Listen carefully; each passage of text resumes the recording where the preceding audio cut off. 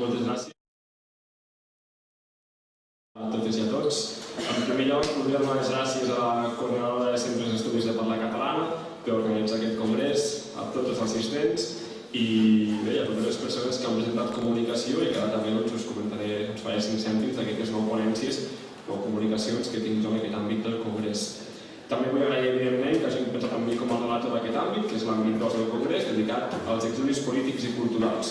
Un àmbit, com us deia, en què s'han presentat fins a 9 comunicacions. Per tant, intentaré ser bastant breu en aquestes 9 comunicacions per deixar després pas cap al debat. Us vull confessar que és el primer cop que faig de relator, no ho he fet mai, per tant, espero sortir-me una miqueta i que no m'agrada gens haver de llegir un text quan estic xerrant en públic. Al ser relator i de 9 ponències, crec que no em queda massa remei que intentar fer una mica de guió i llegir força, perquè intentaré evitar-ho al màxim possible. I a l'alçada dels ponents que hem vist tant ahir com avui i com veurem també avui a la tarda i també dels comunicadors que han presentat aquestes 9 comunicacions en aquest àmbit. Sense més, anem per feina, que tenim poc temps. Comencem per la primera comunicació, que es titula L'exili català durant la primera meitat del segle XIX, que és del doctor i professor de la Universitat Rovira i Virgili, Ramon Arnabat i Mata.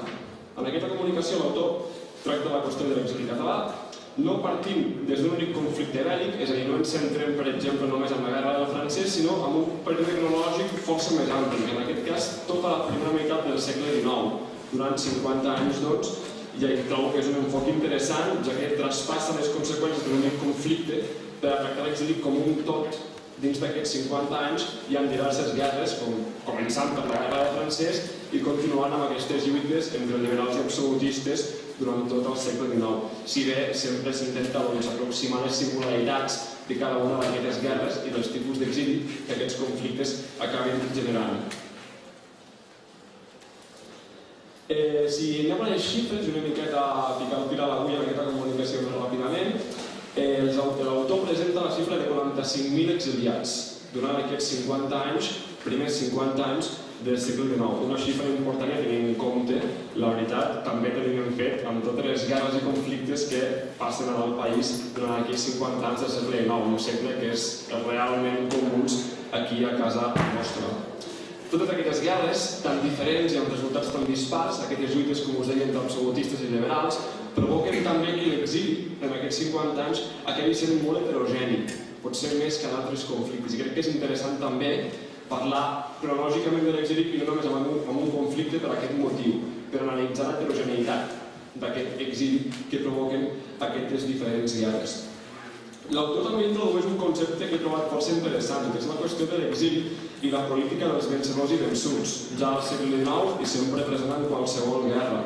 És a dir, aquella praxi portada a terme pels vencedors d'un conflicte basada en la divisió de la societat i en la condemna gairebé perpetuïtat a aquelles persones que es van posicionar o bé podrien posicionar-se del costat dels, entre cometes, derrotats. És a dir, aquesta política de vencedors i vençuts sempre present quan parlem també de l'exili. És una idea que es repetirà al llarg de les guerres contemporànies i que veurem amb més força que mai durant els més de 40 anys de la dictadura franquista. Alhora, també destacaria aquesta idea maniqueista de bons i dolents, a més de vencedors i vençuts. Els vencedors són bons, els vençuts són els dolents. I en base a això també teixim la nostra repressió per part d'aquestes persones que han guanyat la guerra i que tot plegat acabarà determinant sovint l'exili de milers i milers de persones. Com us deia, en aquest cas, fins a uns 45.000 aproximadament en aquests 50 anys. Pel que fa a les fonts tractades, que també m'ho vull centrar bastant en aquestes comunicacions, perquè crec que és interessant, perquè al cap i a la fi us puc resumir les ponències, però crec que és més interessant que parlem una mica més a fons de coses en les quals potser jo no soc un expert en el tema, però que sí a nivell de fons ens poden interessar a tots i a totes. Voldria destacar que en aquesta comunicació es tracta força a l'Arxiu Departamental de Perpinyà, de Pirineus Orientals. Ahir se'n va parlar molt també del tema, arxius francesos, perdre la por a creuar aquesta política actual en els Pirineus en França, de Catalunya Nord, i anar a Perpinyà, anar també a Foix, a l'Arieja, a Toulouse. Són arxius imprescindibles, en aquest cas, per tractar l'exili i la diàspora catalana, no només de la Guerra Civil, sinó també abans, al segle XIX, com ens demostra aquesta investigació, aquesta comunicació. Hem de tornar a entendre això, que els arxius catalans no acaben aquí. Els arxius catalans també comprenen els de la Catalunya Nord, per tant hem d'anar cap allà també i hem de començar a investigar. A més, també hem de tenir en compte una cosa. És a dir, Perpinyà, Foix, Turull són arxius claus i a més estan al costat de casa nostra i podem anar amb el nostre mòbil, amb la nostra càmera i fer fotografies, que és una cosa que s'ha de destacar sempre. Allà la reproducció de documents és lliure. Amb un matí, amb un parell d'hores de cotxe, o menys, en aquest cas des d'aquí, us planteu a Perpinyà, feu 4 fotos i teniu feina per dies. No és com altres arxius en els quals està prohibida la reproducció i hem de gastar nits d'hotel, viatges i esperar mesos a que ens passin les còpies i a més s'han de pagar, evidentment. Per tant, aprofitem moltíssim això que malauradament no és gaire present a altres arxius en ple 2022, que ja tocaria obrir la reproducció lliure a molts i molts arxius, perquè és que no té cap sentit això, no? Esperes de més de 10 mesos per a que et donin una reproducció i a més pagant. Acabaré de parlar d'aquesta comunicació amb un darrer aspecte, que és el fet de Catalunya, del Principat, com a terra de frontera. Evidentment, sempre som terra de frontera, per tant aquí és evident que tractar l'exili a Catalunya es pot ser diferent que tractar-lo a altres punts, és a dir, la proximitat geogràfica de la frontera, en el cas del Principat, determina moltes vegades el nostre exili, i les nostres societats també estan relativament acostumades a un exili que, a més de bèl·lic i polític, no ho oblidem, també ha estat i continua sent socioeconòmic, com passava a principis del segle passat, per exemple, es comprant cap a casa a societats pirinenques on molta gent es veia abocada a marxar de casa seva a la recerca d'un futur econòmic millor, moltes vegades lluny de les fronteres principatines en aquest cas. I no oblidem una cosa, que el contacte entre valls pirinenques, per moltes fronteres que es vulguin crear, sempre han existit i sempre existiran. Per tant, aquestes interconnexions entre valls pirinenques també s'han de fomentar i s'han d'estudiar.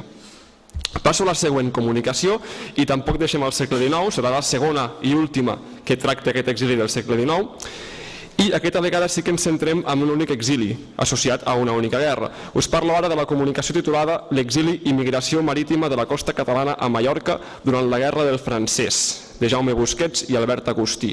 Els autors aquí ens proposen un estat de la qüestió sobre l'exili durant la Guerra del Francès, posant l'accent en un exili interessant, que és el marítim, i un exili dins dels països catalans, de catalans que des del port de Barcelona se'n van cap a Balears, en aquest cas cap al port de Mallorca. Un exili, crec, marítim que està bastant poc tractat a la historiografia, amb excepcions, per exemple, al 36, quan parlem del port de Barcelona, que s'ha tractat abastament també amb aquestes connexions de Barcelona amb Marsella via marítima, i a vegades també pot ser infravalorat. És a dir, hem de començar potser a investigar una miqueta més aquest exili marítim que trobem aquí a la costa catalana, valenciana i també a les Illes Balears.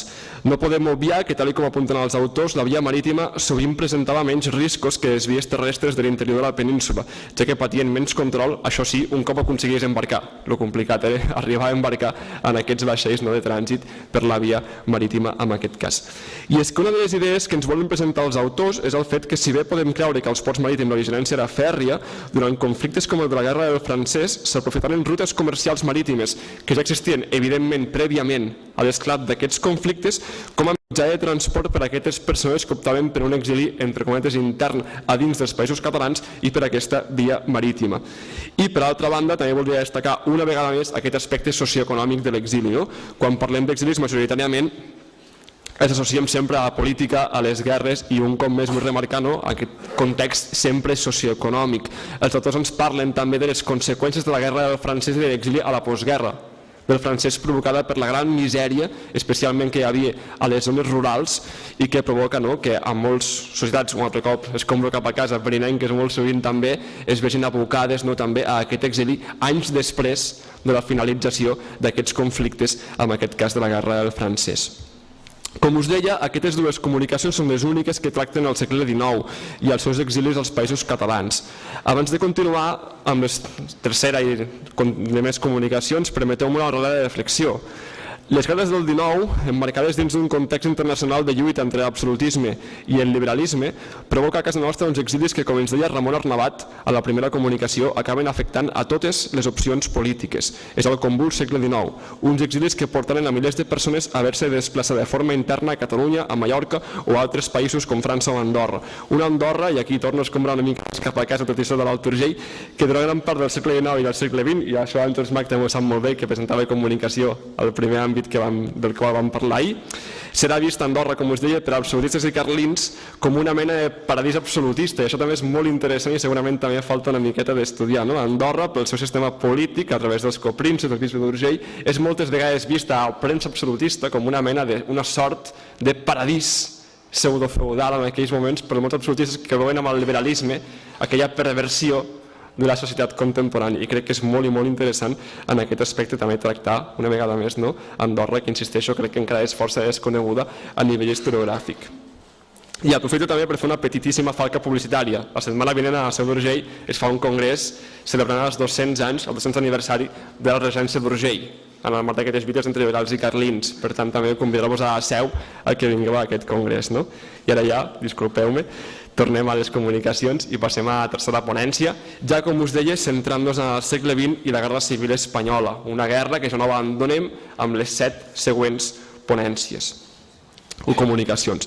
La tercera comunicació es titula "I encara no deixem del tot el carlisme", perquè es diu "El carlisme i la unificació a través d'un periòdic de l'exili profeixista valencià durant la Guerra Civil", d'Andreu Ginés. És una interessant proposta, ja que ens parlarà del carlisme tan viu i present al segle XIX i de la Guerra Civil del 36 i el seu primer exili. Hem parlat molt ja dels dos exilis que hi ha a la Guerra Civil. Aquí ens centrem en aquest primer de l'any 36. Així doncs, a la comunicació podreu veure com era la vida de diversos valencians, majoritàriament de classe alta, des del seu exili principalment a Donosti, on la colònia principatina també estava ben present, però també a altres ciutats sota poder colpista com Pamplona o Saragossa. L'autor analitza com eren les relacions entre els exiliats, no sempre bones i fluides, i les seves relacions també amb les altres esferes del poder franquista i les connexions d'exiliats amb el País Valencià que van deixar enrere el 36 i que, a diferència de molts del 39, tornaran a veure 3 anys més tard. També podrem veure com aquests exiliats van preparant el seu retorn, sovint treballant mentrestant per assegurar-se un bon futur polític i econòmic un cop la guerra acabi, amb aquestes connexions ja des del 36 i des de l'exili amb les noves institucions franquistes en aquest cas. Dintre d'aquestes relacions entre els propis exiliats valencians del 36, l'autor també posa l'èmfasi en l'activisme carlí i com la relació del carlisme amb el falangisme es va tensionant a mesura que avança la guerra. És interessant aquí també, trobo, perquè l'autor comença des d'un àmbit entre cometes petit o local o regional, si voleu, del País Valencià, i ho extrapola, diguéssim, a una qüestió que serà molt important per la futura implantació de la doctrina política del franquisme, que són aquestes lluites entre totes les branques ideològiques que conformaran el cop d'estat, absolutistes i carlins, tradicionalistes també en aquesta branca, falangistes més, diguéssim, de teoria pura feixista, bevent de les tesis italianes del feixisme de Primo de Rivera, com aquestes branques al principi s'uneixen per fer un cop d'estat, però ben aviat ja es veu que només una d'elles, entre cometes, serà la que aconseguirà arraconar aquestes teories, ideologies més monàrquiques o també carlines en aquest cas, en pro del falangisme, almenys fins a la dècada dels anys 50, que serà la ideologia política, crec, prioritària i triomfant durant el primer franquisme dels primers anys després de la Guerra Civil. Deixant de banda els continguts teòrics, a nivell metodològic destacaria també per sobre de tot el tractament de les fonts, en concret d'una, que és l'hemerogràfica. Aquí l'autor es basa bàsicament en l'hemeroteca del diari, com us deia, profeixista d'aquests exiliats valencians, que es diu València, la gran font d'informació. Gràcies al seu estudi, a la seva hemeroteca, l'autor ens apropa a la vida i la quotidianitat, però també a la política del present i del futur d'aquells valencians a l'exili feixista. Quan es parla de fonts hemerogràfiques, crec, molts historiadors a vegades tremolem també, perquè són fonts una mica conflictives moltes vegades, perquè tenen mancances, i la premsa, evidentment, mai és objectiva ni imparcial, mai. També vull dir, i m'atreveixo a dir, que nosaltres tampoc ho som mai, com a éssers polítics que som, tots, absolutament, som sempre subjectius, i qui digui el contrari, em sap greu, però crec que estarà mentint. Però això sí, nosaltres ens devem a un mètode d'un rigor historiogràfic basat en l'honestedat i el rigor en aquest tractament de les fonts, que per molt que diguin coses que potser no ens agraden, doncs ho hem d'acceptar i tractar amb honestedat. I aquí és on crec que la biblioteca dona molt joc. Sent conscients d'aquestes mancances o d'aquesta subjectivitat de la hemeroteca, crec que és importantíssim, perquè ens està apropant a una sèrie de documents textuals i de testimonis que són importantíssims i que sovint no apareixen a la documentació més oficial, més política, més institucional. Ens aporten una radiografia de la societat d'aquell moment i d'opcions polítiques, en aquest cas molt concretes, que és aquest exiliat valencià, que són interessantíssimes i que sovint no tenim més lloc on anar a buscar-les, més enllà també de diaris personals i arxius ja bastant més privats. A més, crec que ara també tenim la sort de que centenars, i diria milers de revistes i diaris estan digitalitzats a Catalunya, Espanya, França, Estats Units, amb un clic tenim a l'abast milers i milers de pàgines de diari. Per tant, això, no?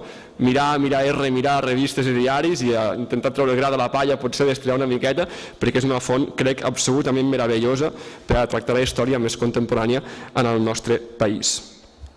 Tanco ja aquesta comunicació i me'n vaig cap a... continuem sempre, evidentment, amb la guerra, però en aquest cas ja al 39, i passem a la quarta comunicació, que tracta l'exili republicà de la fi del conflicte. La quarta comunicació d'aquest bloc porta el títol de Puigregencs a l'exili, i especialment el cas del Faustí Llaveries Viladomiu, que escriu Rosa Serra de l'àmbit de recerques del Berguedà. Si a la comunicació anterior ens centrem en un col·lectiu, el del País Valencià i un exili diferenciat, el del 36, ara anem a fer una mica més de microhistòria i ens centrem també en un altre col·lectiu, però en aquest cas estrictament local, en el cas de Puig-reig al Berguedà, i especialment amb bastanta força o pes la figura d'una persona, el metge Faustí Llaveries Viladomiu. Anem a pams. La comunicació a l'autora ens fa una magnífica i crec que completíssima síntesi de desenes de veïns de Puig-reig que es veuen obligats a emprendre el camí de l'exili l'any 1939. Aquí ja cal fer una primera apreciació, sens dubte, i aquí potser els que venim de comarques i pobles allunyades de les capitals i dels centres de recerca i universitats, creiem que els estudis locals, lògicament, són imprescindibles, absolutament imprescindibles. A vegades l'estudi d'una única persona, una biografia, que ahir també en parlàvem bastant de les biografies, ens permet obrir les portes i marcar el camí per a que futurs investigadors puguin estudiar episodis històrics nacionals i globals a escala local, perquè sí, als pobles i a la perifèria també en passen de coses, no només passen a la capital. Dit això, l'autora, per completar les biografies dels veïns de Puig-reig que marxen a l'exili, veu de dues fonts també imprescindibles. La primera, els arxius locals i comarcals. Coneixem-los, vivim-los, trepitgem-los, no tot s'acaba a l'Arxiu Nacional de Catalunya tampoc. També és imprescindible, però els arxius locals i comarcals també tenen un tipus de fonts que són absolutament meravelloses i sovint, crec, massa desconegudes. Per altra banda, també trobem fonts privades, que veu de dietaris, documentació familiar i també voldria afegir converses i aquesta memòria oral també tan importantíssima amb la qual malauradament any rere any anem perdent més testimonis. Tot forma part d'un tipus de font d'informació, la privada, que això també és en part memòria oral i escrita d'un poble, d'una família, d'un veïnat. Tot i això, aquestes fonts, com us deia, és a dir, la memòria oral estem fent bastant tard, el temps jugant contra nostra, i crec que això, que hem de seguir l'estela de grans historiadors que van fer memòria oral en moments encara més complicats, i amb el cap Montserrat Roig, quan parlàveu també dels catalans als camps nazis, que ha escrit tant i tant en una època tan diferent i tan complicada com eren als anys 70 en el seu cas. Ella ens ha obert camí també a moltíssims historiadors que han anat venint al llarg dels anys. Tornant als continguts de la comunicació, l'autora ens explica el recorregut dels veïns de Puig-reig a l'exili francès, un recorregut que en alguns casos acaba a l'infern dels camps de concentració nazis. A la darrera part de la comunicació, ja no entro massa en detall perquè si no m'estendré massa, crec, després d'haver fet l'orografia d'aquest exili puigregenc, es centra en la figura d'una persona, la del metge, com us deia, Faustí Llaveries Viladomiu, militant d'Esquerra Republicana. El seu cas és interessant, ja que, i aquí també torna a escombrar cap a casa una miqueta, ell no acaba a França, sinó que al principi acaba a Andorra, un petit país que l'any 39 tingueu en compte que no arriba ni a 5.000 habitants, estem per sobre dels 4.500, per tant és un país realment molt petit i encara per industrialitzar, tot i que començava a industrialitzar-se. Durant la guerra, també en parlàvem ahir, per Andorra, aquest petitíssim país, van passar entre 16.000 i 20.000 refugiats durant tota la guerra, per tant és una bestiesa, una barbaritat de persones que passen pel país. D'aquests 16.000, 20.000 refugiats, això sí, no s'hi queden tots ni molt menys, estem apuntant 400, 700 refugiats potser que s'acaben quedant al llarg dels anys, també comptant en aquests 5 centenars, 6 centenars, el reagrupament familiar del qual també en vau parlar ahir. Tot això, i disculpeu-me també que ho digui, abans comentàvem que estàvem fent la investigació d'Andorra, Guerra Civil Espanyola, espero que el llibre pugui sortir ja al gener-febrer d'aquest proper any 2023, on tractem moltíssim tot el tema de l'exili i tota la gent que es queda a Andorra fruit de la Guerra Civil Espanyola. Andorra, el metge Llaveries, com us deia, no és l'únic català conegut, entre cometes, que s'estableix. L'autora també en cita el cas d'en Joaquim Amat Piniella, que curiosament és el seu cunyat. és a dir, són família, per tant és bastant curiosa aquesta relació familiar. També en Francesc Viadiu, per exemple, que potser a molts també us sona, delegat d'Ordre Públic a Lleida durant la Guerra Civil, fill de Solsona, també hi estarà i membre destacadíssim d'aquestes xarxes d'evasió que actuen a Andorra durant la Segona Guerra Mundial. Intento no estendre'm a Andorra, tot i que em costa, i passaré ara a la cinquena comunicació, que tampoc abandona l'exili local i encara menys les biografies de l'exili. La comunicació es titula Del Masnou a l'Hospital a Varsòvia de Tolosa i Llenguadoc, l'exili del metge lliurepensador, maçó i socialista Josep Torrubia Cea, 1885-1978, i està escrit a 4 mans per Rosa Toran, de l'Amical de Mauthausen, i Álvar Martínez Vidal, de l'Institut Interuniversitari López Piñero de la Universitat de València. Seguim, com veieu, amb l'exili local, amb els casos personals i també amb els casos dels metges. Per tant, una comunicació que crec té bastanta relació amb l'anterior que us comentava. En aquest cas, centrant-nos, com us deia, amb el doctor Josep Torrubia del Masnou. La comunicació veu en part d'un llibre més ampli dedicat a aquesta persona que han publicat els mateixos autors. És de nou interessant remarcar aquí el paper de les memòries inèdites. Avui jo estic seguríssim i convençut que encara queden moltes i moltes i moltes memòries anònimes per descobrir i són una font que estic segur que ens donarà moltíssimes alegries perquè encara no s'han descobert o no s'han volgut portar a l'esfera pública perquè no s'han seguit els arxius per la seva lliure consulta i jo espero que poquet a poquet les famílies que tinguin aquest tipus de memòries s'animin a cedir als arxius o almenys permetre la seva consulta privada per a que aquestes memòries ens permetin conèixer des d'un punt de vista més personal i biogràfic els anys que estem aquí estudiant i tractant.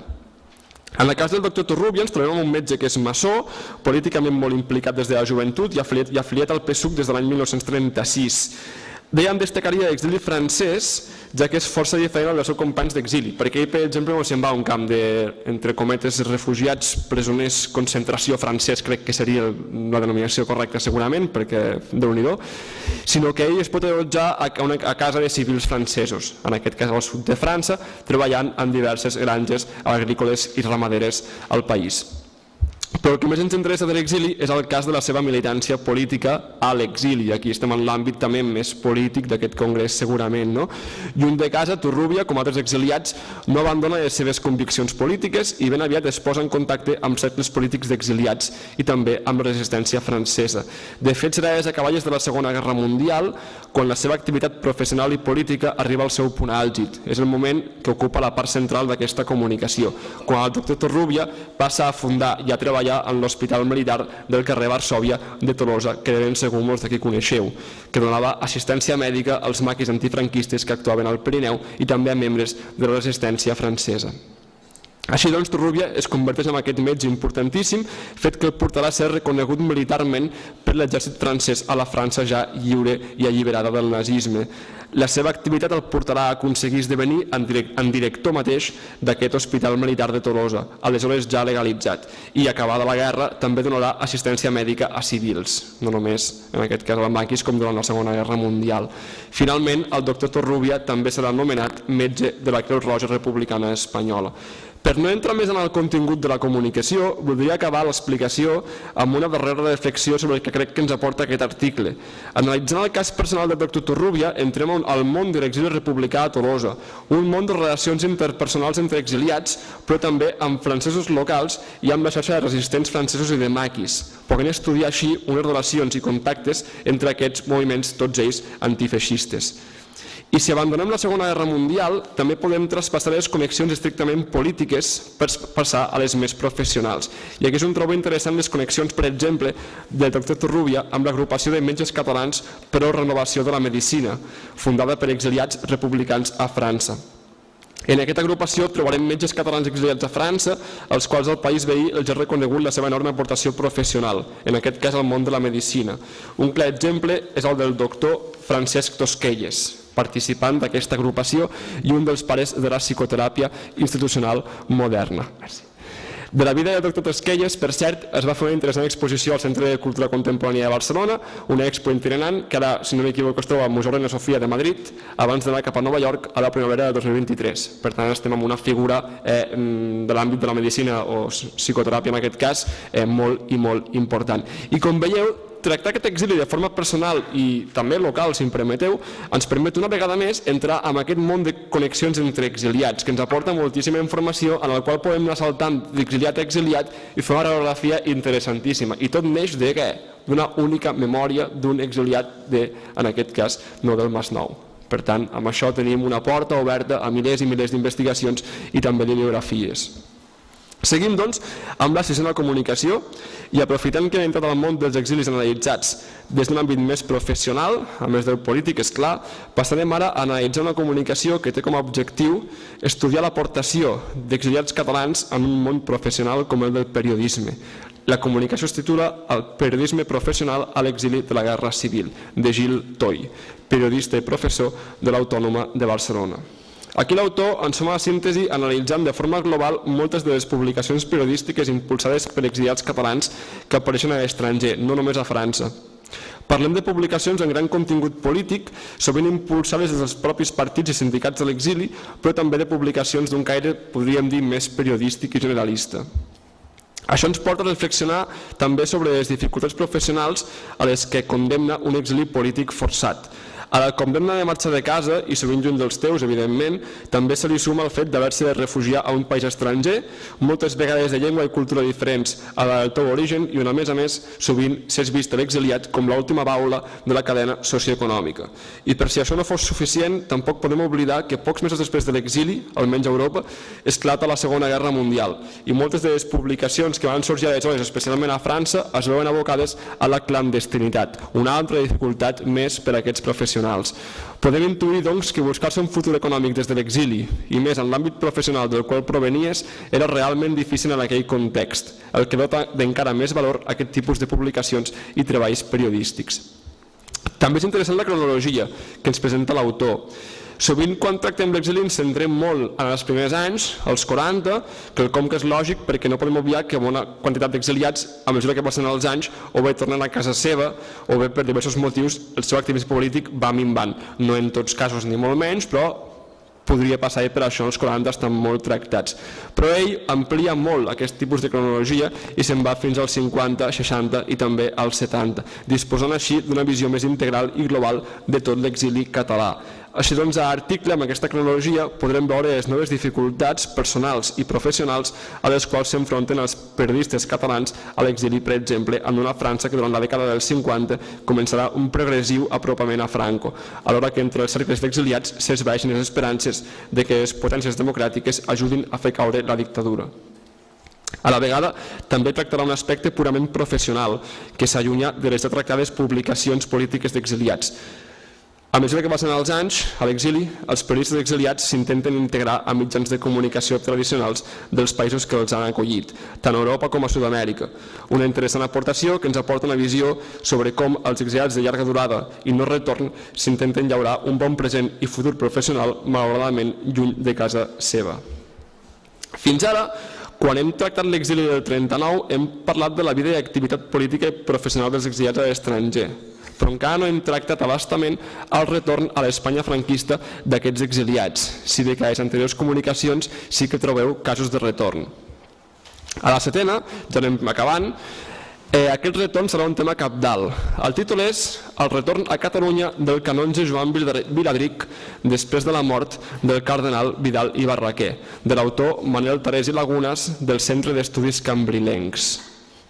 Ens parla de com és el retorn, però sobretot de com és la preparació d'aquest retorn del canonge Viladric a Catalunya. Hem de tenir en compte que Viladric és el fidel secretari del cardenal de Tarragona, Vidal i Barraquer. La qüestió no és banal i és de força importància en aquest cas. Aquí, doncs, anem al registre fins ara no tractat de les anteriors comunicacions. El de l'exili de religiosos, l'any 36, però que ideològicament es troben, crec, força allunyats del nou règim franquista, com és el cas d'en Vidal i Barraquer o també seria el cas del copríncep Guitart, bisbe d'Urgell, evidentment. A diferència de molts companys eclesiàstics, estem davant de casos, com el de Vidal i Barraquer, com us deia, o Guitart, que són força interessants i bastant sucosos, si em permeteu també, d'estudiar actualment.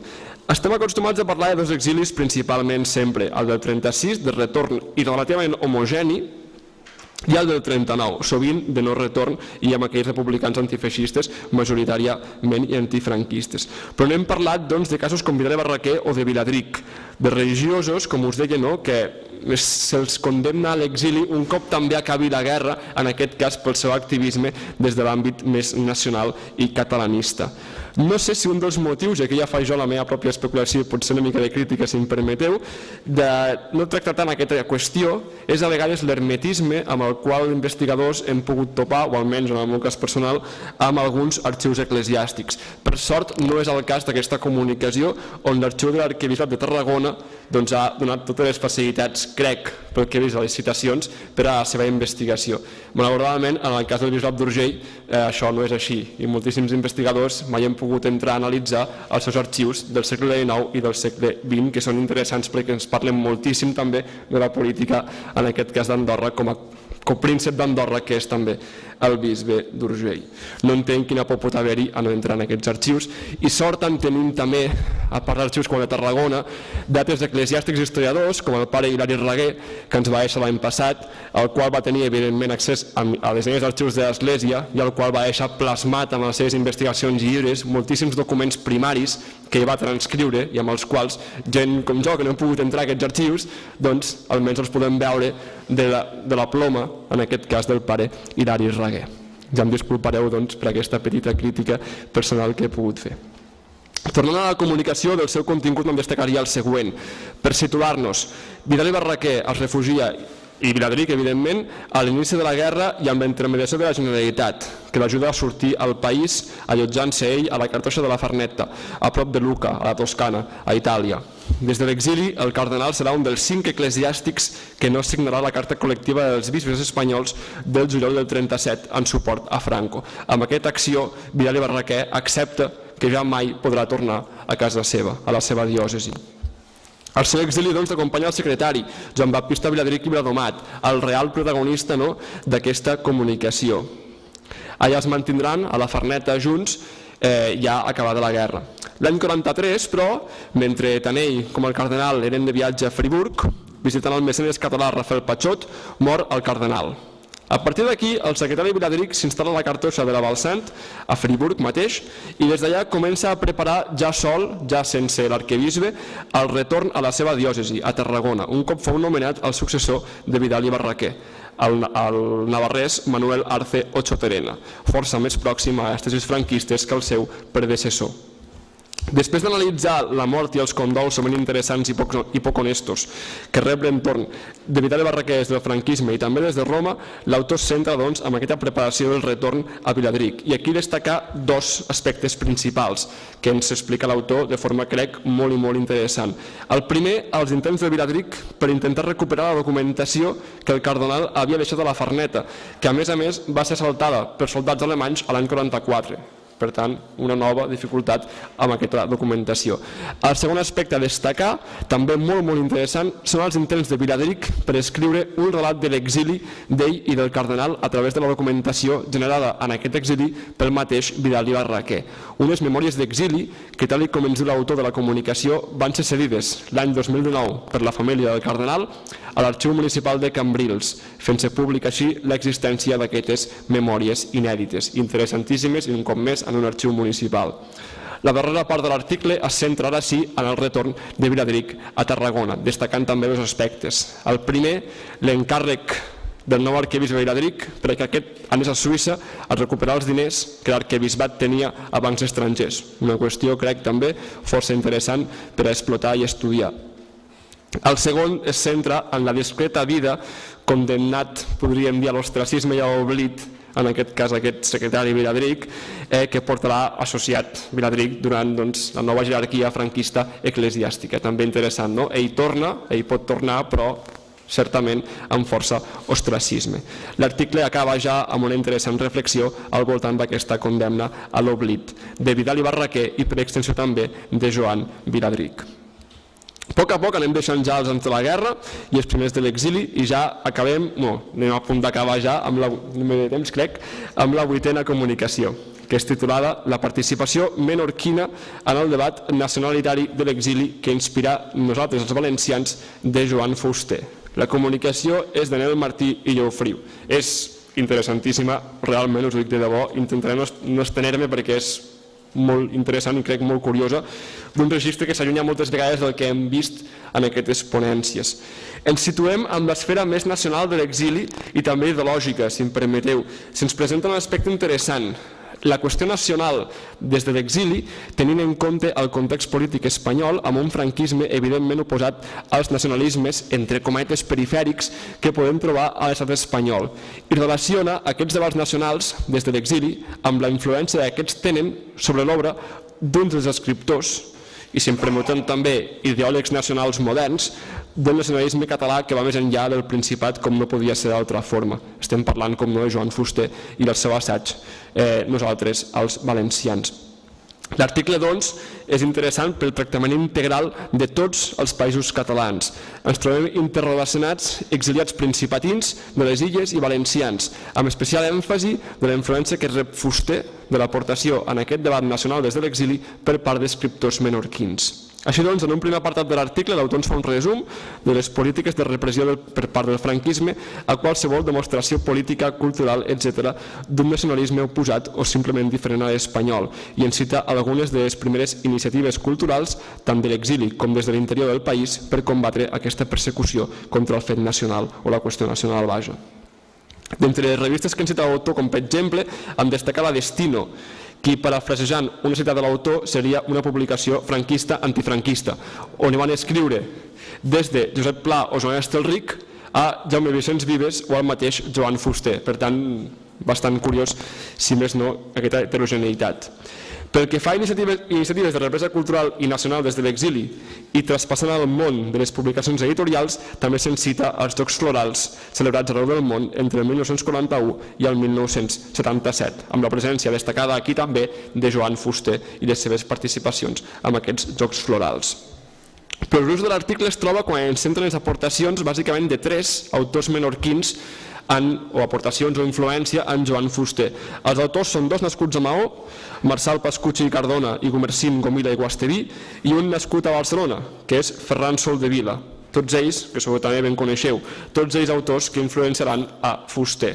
Pot sobtar aquí treure's el nom d'un principatí com Soldevila dins de les aportacions menorquines al debat, però l'autor ens presenta un Soldevila que va iniciar la seva tasca professional a la biblioteca de l'Institut de Maó, on s'hi va estar 2 anys, entre l'any 1922 i 1924. Des de Maó va col·laborar amb diaris catalans alhora que inicià un lligam amb la vida cultural menorquina impulsant entitats culturals com Nova Parla. Aquest lligam de Soldevila amb Menorca ja l'acompanyarà i influenciarà durant tota la seva vida. L'estada a Maó de Soldevila va estirar bona part del seu discurs nacional, considerant els territoris de parla catalana com un mateix poble, els països catalans, això sí, respectant les singularitats de cada un dels territoris catalans, en aquest cas, políticament, segons ell defensa, sota una fórmula federada. El segon autotractat és Marçal Pascucci i Cardona, qui també participa amb Soldevila de la creació de l'entitat Nova Parla. Després d'una estada a Barcelona, on estudia Filosofia i Lletres i també Dret, torna a Menorca, on també estudiarà la Renaixença catalana, alhora que escriurà articles sobre la catalanitat a La Voz de Menorca. Al 1930 torna a Barcelona, on ja coincideix com a professor amb Jaume Vicenç Vives i seguirà publicant des de, en aquest cas, de l'exili, amb diversos articles també parlant de la qüestió nacional i del catalanisme. I el tercer i últim autotractat és Gumersin Gomila, activista cultural de Maó, però ja abans de la guerra resident a Perpinyà, qui després del 39 fundarà a Tolosa l'Institut d'Estudis Occitans. En definitiva, la conclusió d'aquesta comunicació és fer palesa la presència del menorquinisme cultural i polític dins el debat nacional des de l'exili, i especialment com aquest menorquinisme acaba influenciant l'assaig Nosaltres, els valencians, de Joan Fuster. I ja per fi, la novena i última comunicació, espero no haver-me fet molt llarg, es titula La memòria dels dibuixants, el rescat d'una memòria gràfica de Jordi Artigas. L'autor, Jordi Artigas, ens presenta aquí l'Associació Cultural No Lucrativa, fundada el 2007, La Memòria dels Dibuixants, que reivindica, difon i estudia els dibuixants de tots els gèneres que es van exiliar i van patir la repressió i censura del franquisme. A la comunicació l'autor ens parla de diferents dibuixants, com per exemple Josep Escobar, de l'Esquella de la Torratxa. D'aquesta comunicació, on es repassa la història d'aquesta associació, em voldria fixar i destacar la tasca d'aquest tipus d'associacions sense ànim de lucre, gràcies a la seva tasca de desenes i centenars de persones els darrers anys, s'està aconseguint recuperar una memòria oblidada i enterrada, com també es deia aquí ahir, a causa de la dictadura franquista i la seva repressió. La seva tasca, doncs, és clau per a les actuals recerques. I ja com a conclusions, amb un minut i mig, si em permeteu ja per acabar. Perfecte. Molt i molt ràpides, només dic això, de les 9 comunicacions, fent una miqueta de resum. 2 es centren en el segle XIX, 7 són pròpiament ja de l'exili del 36 i especialment del 39. Les aportacions són múltiples, a nivell de fons, ja us he comentat, les fonts privades familiars, la importància d'arxius locals i comarcals, la importància d'arxius, en aquest cas, com els francesos de Perpinyà, Tolosa, Foix, etc. I també la hemeroteca aprofitant internet actualment, com no podia ser d'altra forma. També és interessant destacar les interessants aportacions referents a exilis de catalans a Mallorca durant la Guerra del Francès, crec un tema bastant desconegut encara avui en dia i que obre el camí per ampliar noves recerques al respecte. També l'estudi de biografies, en aquest cas locals, que van apareixent al llarg de les comunicacions i, com ahir parlàvem, amb aquesta importància d'aquest tipus de biografies. I també, per últim, deixeu-me destacar la comunicació sobre la influència del menorquinisme en l'obra de Joan Fuster i la qüestió nacional. Crec que és imprescindible que en aquestes jornades com aquestes tenir comunicacions defensant un marc de països catalans, allunyant-nos, almenys teòricament, del centralisme principatí, que malauradament molts d'aquí encara patim o tenim, és absolutament imprescindible. I ja com a darrera i última reflexió, no recordo qui, ja em disculpareu, ahir es parlava de la importància de les dones i l'exili femení, sovint força invisibilitats. Crec que hauríem de fer autocrítica perquè en aquestes 9 comunicacions la presència de dones és molt testimonial, m'atreviria a dir. Per tant, tenim una assignatura, crec, molt pendent, historiadors, homes i dones, evidentment, per a potenciar l'estudi de l'exili femení. Crec que és absolutament imprescindible que ens hi posem les piles ja perquè és que és això. En les comunicacions de dones n'hi havia bastant poques, per tant això, l'única crítica que podria fer constructiva a totes les comunicacions. I per part meva, em sap greu, no sé si m'he allargat massa o no, crec que més o menys estem a temps, i res més, obrim el debat i gràcies.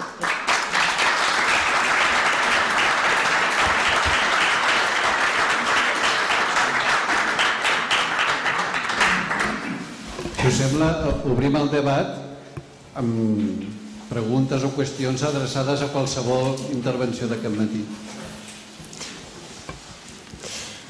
Fins quina hora tenim? Tenim un quart d'hora? Sí, anem molt bé de temps. Anem bé. Doncs, Enric. És agafant el testimoni del que acaba de dir ara sobre la qüestió de gènere. Justament en aquests moments estem preparant des del museu una exposició sobre aquest tema, sobre la perspectiva de gènere, que això ho està comissariant la Teresa Ferris en col·laboració de Felip Soler i d'altra gent, que la idea seria fer una exposició pel març de l'any que ve centrat ja en aquest tema per fer aquest toc d'atenció i començar a evidenciar com aquesta qüestió només ha entrat sobretot en tant que gènere per la temàtica de la maternitat i naturalment les dones és tot. Llavors la idea seria presentar aquesta pluralitat i compensar mínimament aquest dèficit històric que estàvem dient. És només això. I sobre l'altra intervenció que hi ha hagut dels anys 60-70, dir que sí, que això dels testimonis que hi hem de córrer ja ara, vull dir, perquè realment estem perdent.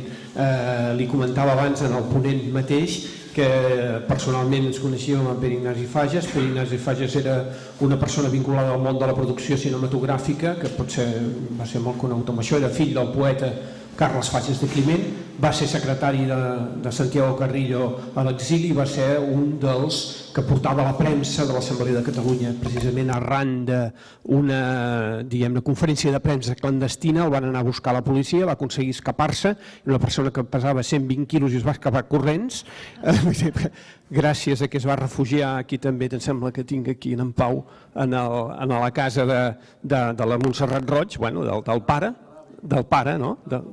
del Tomàs Roig i Llop, del pare de la Montserrat Roig, i aquest, esclar, era una persona que tenia molta informació del que havia estat el Partit Comunista durant la clandestinitat, i això, quan teníem tot a punt per fer les memòries, teníem un transcriptor d'aquests automàtics i tot, es va morir.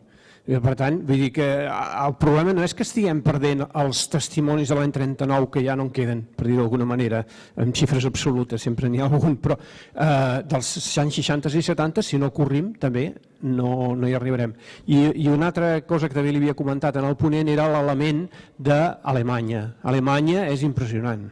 Hi ha un gran exili, clar, això que dèiem, aquesta distinció tan difícil entre exili i immigració, la migració alemanya és brutal, catalans i catalanes moltíssims, que estan organitzats políticament i que d'això no en sabem res. O sigui, sabem els testimonis, això que dèiem, no? Però que realment és un tema gairebé verge. Vull dir, no. Només eren aquestes qüestions. Gràcies. Molt bé, gràcies. Alguna altra pregunta o testimoni? Pau Vinyes? No, només afegir a l'anècdota que els Fages Climent vivien a la Gran Via i els avis vivien al carrer Bailén a 5 minuts caminant.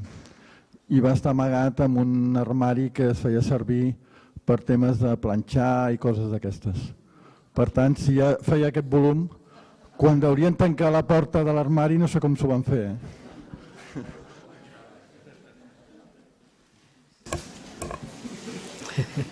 Gràcies per la precisió. L'Antoni Pol, doncs? Sí. Bé, jo estic descobrint moltes coses que són molt interessants i també voldria afegir al debat, si pot ser, l'obertura d'aquests estudis d'exilis a la gent que venen de fora. Perquè també hi ha exilats polítics. Jo em recordo que vaig estudiar arquitectura amb uruguaians exilats i, diguéssim, suposo és una altra aportació. Al món, cada dia, diguéssim, l'evidència dels refugiats i de les migracions és molt més evident, i inclús dins dels aspectes polítics, però també el cultural i l'econòmic està arribant. I només era per posar això dins del Congrés de cara a futures ampliacions, i ja sé que s'està acabant el temps per moltes coses, però també obrir aquestes portes als que sou historiadors. Gràcies.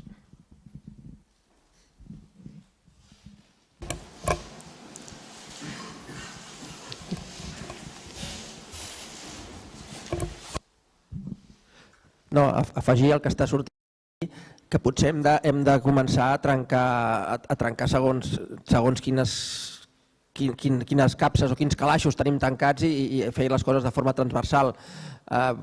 L'exili i la migració no són ben bé el mateix, però a vegades van molt lligats, van entrellaçats. Jo no ho he dit abans, però hi ha gent, diguéssim, que ve de la migració del sud d'Espanya a Catalunya i que després se'n va o a la migració o a l'exili a altres països europeus. Per tant, igual que hi ha gent que ve de països llatinoamericans aquí i que després, és a dir, aquestes coses s'han de començar a mirar i a estudiar de forma creuada i per tant això és important. I afegir l'element i barrejar l'element econòmic i l'element de treball amb l'element polític, perquè, bé, és a dir, jo abans ho he apuntat, però insisteixo en que si l'estatus de refugiat defineix molt clarament el que és un exiliat, però sobretot avançat al segle XX, molta de la gent que als anys 60 o als anys 70 s'exilia o marxa, no és que no li donin l'estatus de refugiat, és que prefereix l'estatus de treballador perquè li dona més drets que l'estatus de refugiats, és a dir, treballar a un país de l'Europa del segle XX, un país democràtic, sigui França, sigui Alemanya, és a dir, aquí hi ha molta feina a picar, sigui Itàlia, donava uns drets d'estat de benestar si eres treballador, molt més que no pas els drets que et donava tenir l'estatus de refugiat. I per tant, l'exili econòmic passa també per ser exili polític i al revés, i per tant aquestes coses les hem de començar a mirar de forma mesclada i és important que això ho tinguem present.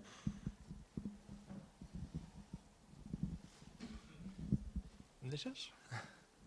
Aprofitant que el micro passa per aquí. Volia fer un comentari una mica metodològic i no ho prengueu de plan corporatiu. Jo soc periodista i també doctor en història, igual que el Marc.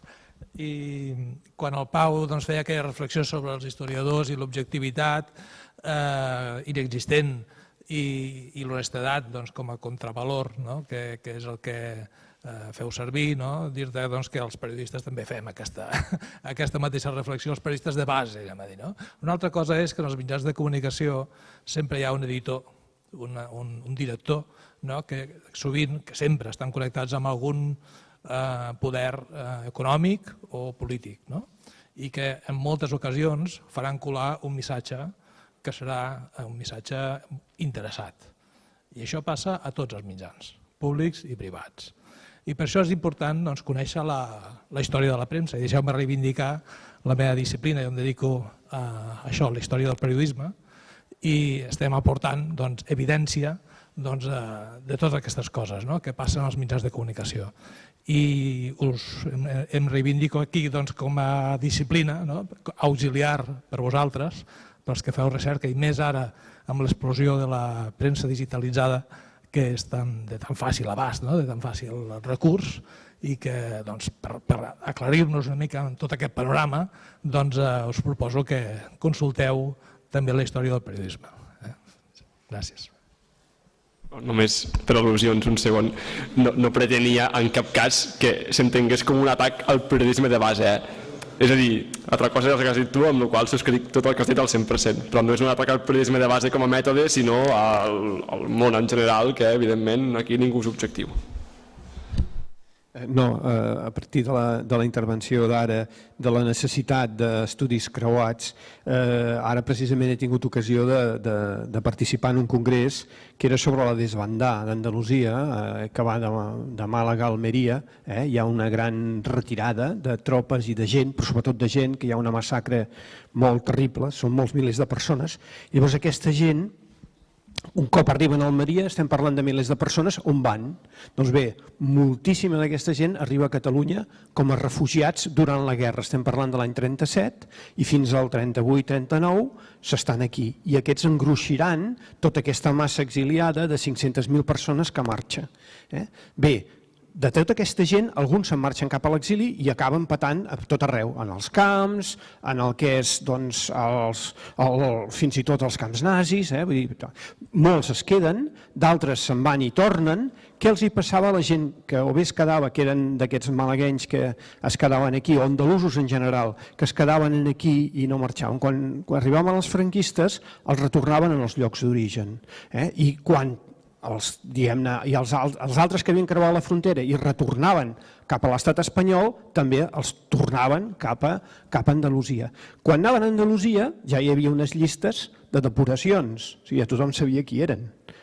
Doncs bé, gent que anava a la presó, gent que podien acabar executats, etc. O fins i tot els que no els hi passava res, entre cometes, que havien de tornar a fer la mili o el que fos, patien un ambient molt hostil perquè eren rojos. Era un estigma en aquest sentit. I llavors què ens trobem amb això? Que hem pogut localitzar alguns fons d'aquestes. Que molts d'aquests que havien estat refugiats a Catalunya i que sabien on anaven, engruixiran la migració cap aquí.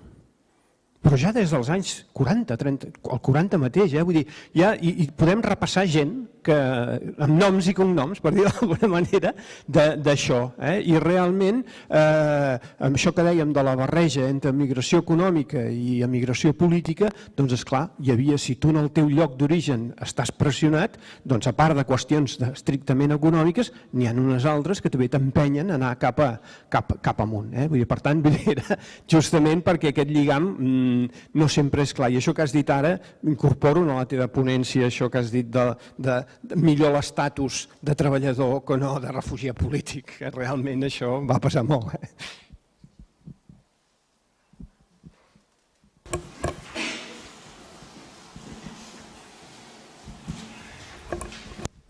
Gràcies. Xavier Garcia. Ajuntant-me al que ha dit en Gil Toll, com que soc també del seu gremi i sense necessitat d'intensificar la qüestió corporativa, però des dels anys 70 alguns hem intentat des del periodisme acostar-nos al món de l'exili I jo concretament, per una sèrie de circumstàncies que van començar a casa meva amb l'exili del meu pare a Vernet d'Arieja, cosa que ahir vaig saber que en Joan Sauret també estava a Vernet d'Arieja, esclar, em vaig interessar, juntament amb altres temes com l'ecologia i el món agrari, amb el tema dels exiliats polítics i culturals catalans. N'he conegut uns quants, els de França, Mèxic, Cuba, etc. He escrit alguna cosa sobre ells, amb llibres i molts articles, i realment, en fi, és una relació vital molt important, la que tenim acumulada en la vida de tota aquesta gent. En fi, vaig ser testimoni del retorn de l'Agustí Bartra i l'Anna Murià, d'en Pere Calders i sobretot de l'Artur Blader, del qual aquí em sembla que l'any que ve es farà algun acte, alguna activitat. Vaig ser molt amic del Blader, he recollit les seues memòries amb el seu gran treball L'exiliada, que està fet aquí dalt a Montpeller. Tot això és molt pròxim, no?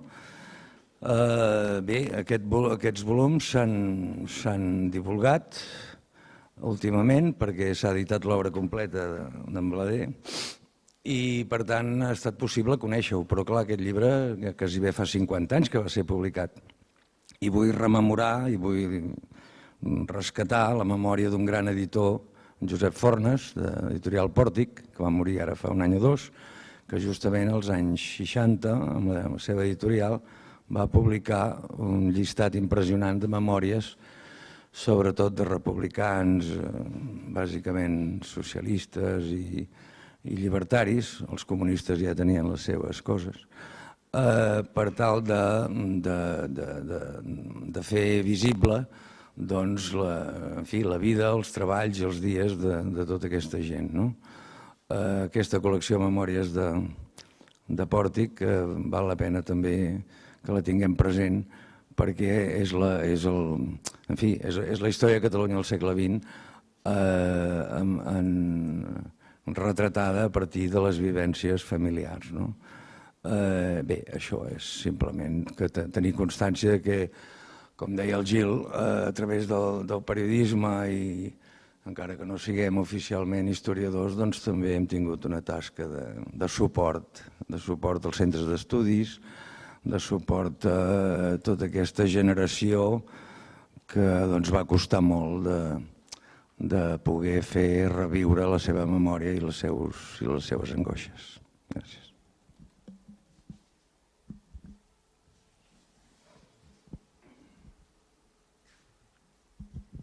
Sí, m'ha interessat i al mateix temps voldria subratllar l'interès del retorn. En el cas i fins i tot la preparació del retorn, en el cas del mossèn Viladric, això m'ha interessat, entre altres coses perquè en el cas dels metges justament passa això.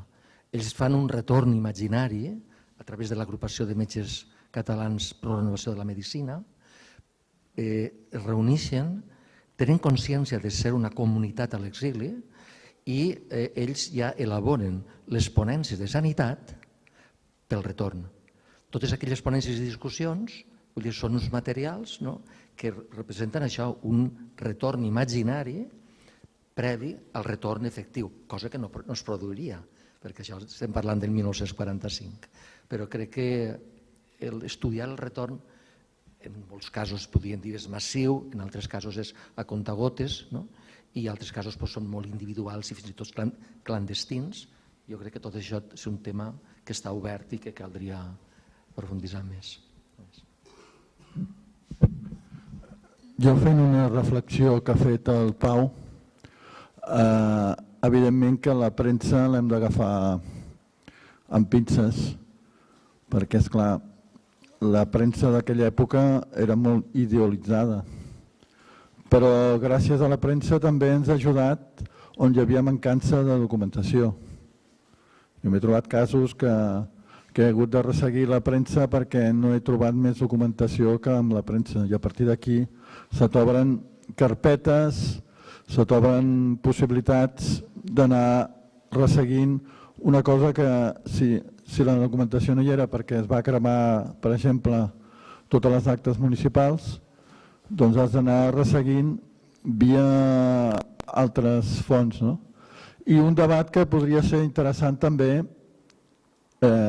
potser no té res a veure amb les comunicacions, però sí amb l'exili, que és els fons aquells que són públics, que són de la Generalitat de Catalunya, perquè han d'estar en mans privades d'un monestir.